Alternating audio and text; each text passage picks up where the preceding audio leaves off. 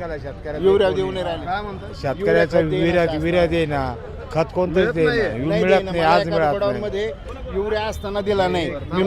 मी माग जाऊन पाहिलं, म्हणलं युरियात आहे का नाही, म्हणे तुम्ही आमच्याकडून खतं घेतलेलं नाही, मग देत नाही म्हणे. बिलं दाखवा, अडवणूक करू राहिलंय, बिलं दाखवा म्हणे मागचे. तक्रार केली का?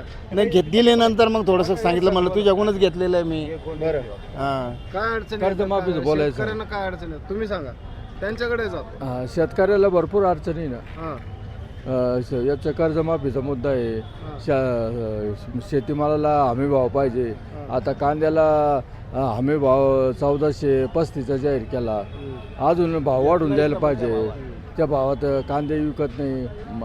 कांदे पिका पावसामुळे खराब झाले. मुख्यमंत्री म्हणतात योग्य वेळी करू आम्ही कर्जमाफी. हा, मुख्यमंत्री म्हणते की योग्य वेळ आली तर पिकं. आणि याच्या निवडणुकीच्या वेळेस भरपूर आश्वासनं देऊन ठेवले, हां त्याची पूर्तता करायला पाहिजे ना त्यांना. मग